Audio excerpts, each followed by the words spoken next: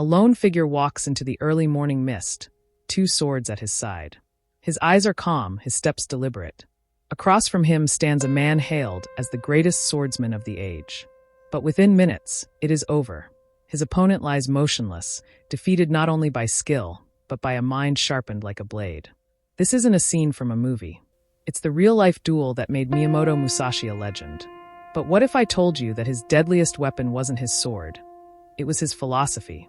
Welcome to the Unfolding Journey YouTube channel. Here, we explore the lives, minds, and legacies of the world's most fascinating figures.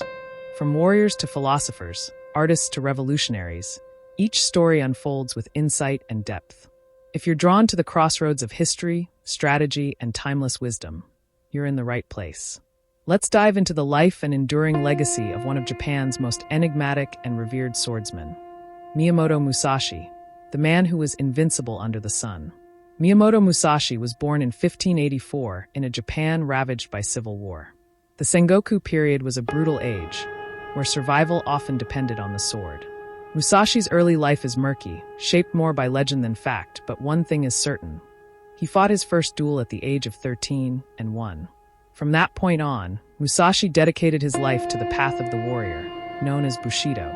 But unlike other samurai who served lords, Musashi chose to live as a ronin, a masterless samurai.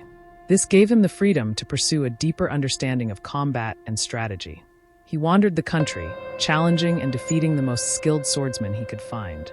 Over his lifetime, it's said he fought over 60 duels, never losing once. Of all his battles, none is more famous than his duel with Sasaki Kojiro in 1612. Kojiro was a master of the swallow cut, a fearsome technique reputed to cut a swallow in flight. The duel was held on Gonryu Island. Musashi arrived late, on purpose. He carved a wooden sword from or during the boat ride, intending to psychologically unnerve Kojiro. The fight was swift and decisive. Musashi struck Kojiro down with one blow. This wasn't just a battle of swords, it was a battle of minds.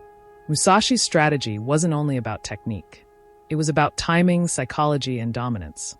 He had mastered not just the blade, but the battlefield of perception. What made Musashi different from other samurai wasn't just his victories. It was his innovation. He developed a style known as Niten Ichi-ryū, the school of two heavens as one.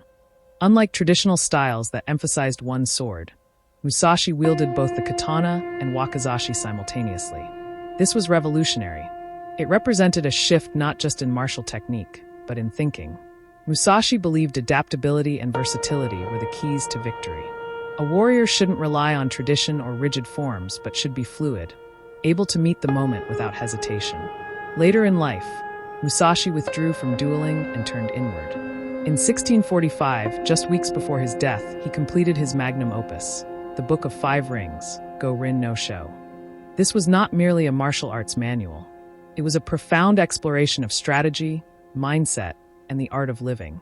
Musashi divided the book into 5 scrolls: earth, water, fire, wind, and void. Each element represented a different aspect of mastery. Earth, foundation, understanding your environment and grounding your mind. Water, flexibility, adapting to your opponent like water adapts to its container. Fire, combat, facing conflict directly and with intensity. Wind, knowing other schools, studying your enemies to surpass them. Void, the unknown, the realm beyond technique, where instinct and intuition reign. Musashi's core teaching was this: perceive that which cannot be seen with the eye. He wasn't just talking about combat. He was pointing to a deeper wisdom, the kind that transcends swordsmanship and applies to business, leadership, art, and life itself. Musashi died in 1645, but his legacy has only grown with time.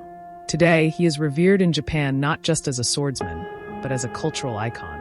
His life has inspired novels, manga, films, and even business strategies. Eiji Yoshikawa's fictionalized novel Musashi became a national bestseller, immortalizing him as a stoic hero of discipline and enlightenment. But Musashi's appeal isn't limited to Japan. Global military academies study the Book of Five Rings alongside Sun Tzu's The Art of War.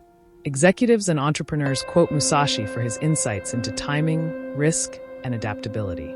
Artists admire his minimalist approach. Martial artists emulate his fluid style. Even video game characters like in Ghost of Tsushima or Sekiro owe their DNA to Musashi's legend. Why does he continue to inspire? Because Musashi embodies a universal truth. True mastery is born from the union of discipline, clarity, and courage. Musashi's life offers enduring lessons, whether you're a warrior, artist, student, or leader. Embrace solitude. Musashi thrived in isolation, using it to sharpen his mind and spirit. Solitude is not emptiness, it is preparation. Pursue mastery, not fame. Musashi never sought titles or wealth. He sought understanding. He believed victory meant being unbeatable within.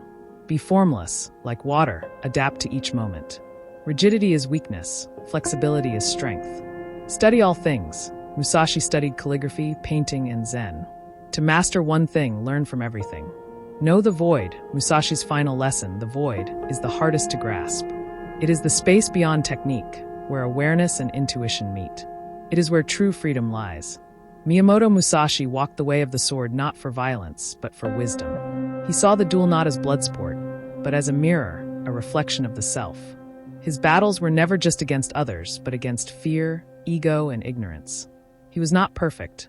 He was a man of contradictions, ascetic yet violent, solitary yet deeply observant. But in that tension lies his genius. In a world of noise, Musashi teaches silence. In an age of haste, he teaches patience. In times of confusion, he teaches clarity.